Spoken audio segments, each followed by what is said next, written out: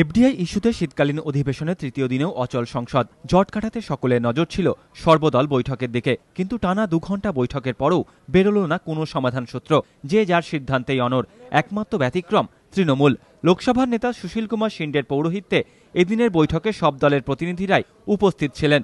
বৈঠকে বাম ও বিজেপি তাদের পুরনো অবস্থান অনুযায়ী লোকসভা ও রাজ্যসভায় প্রথমে আলোচনা, তারপর ভোটাভুটির দাবি জানায়। কিন্তু কেন্দ্র সরকার আলোচনায় রাজি হলেও ভোটাভুটির দাবি মানতে এখনো নারাজ। বাম ও বিজেপির কাছে ভোটাভুটি সহ আলোচনার দাবি পুনর্বিবেচনার আবেদন জানিয়েছেন সংসদ বিষয়ক মন্ত্রী Kamal Nath. Is it also that within the UP also you like to convince all your allies, as Mr. Karnanidhi does? We want to take them into confidence, apprise them of what happened today, and then take a view. हम केवल चर्चा मतदान के प्रावधान के नीचे चाहते हैं, यानी वो नियम जिसके बाद वोट होता हो, और वो नियम लोकसभा में है 184 और राज्यसभा में है 167, 184 and 167. As far as we are concerned, we have stuck to that position, and let me also remind all of you that when the BJP mooted this idea during the Vajpayee government time, at that time we had opposed it. When this has come now from the UPA side, we are opposed to it. যদিও কেন্দ্রকে স্বস্তি দিয়েই RJD ও বহুজন সমাজ party ভোটাভুটি ছাড়াই আলোচনাতে রাজি হওয়ার স্পষ্ট ইঙ্গিত দিয়েছে।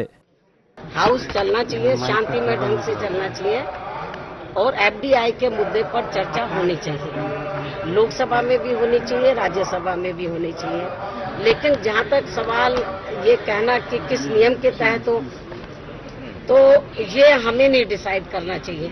हाँ, स्पीकर को आप प्रेयर करिए, स्पीकर जो तय कर दे, बहस करना है, चर्चा करना, चर्चा होगा।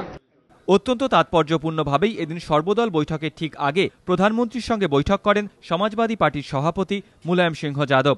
রাজনৈতিক মহলে জল্পনা, খুচরোই এফডিআইয়ের বিরোধিতা করলেও শেষ পর্যন্ত ভোটাভুটি হলে ওয়াকআউট করতে পারে সমাজবাদী পার্টি ও বহুজন সমাজ পার্টি। ডিএমকেও সরকারের বিরুদ্ধে ভোট দেবে কিনা তা নিয়ে সন্দেহ রয়েছে।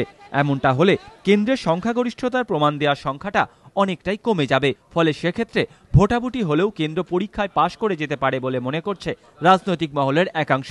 কিন্তু শেষ পর্যন্ত সরকার ভোটাভুটিতে রাজি হয় কিনা এবং হলে তার ফ্লোর ম্যানেজাররা কতটা সাফল্যের সঙ্গে কাজ করতে পারেন সেদিকেই নজর রাজনৈতিক মহলের।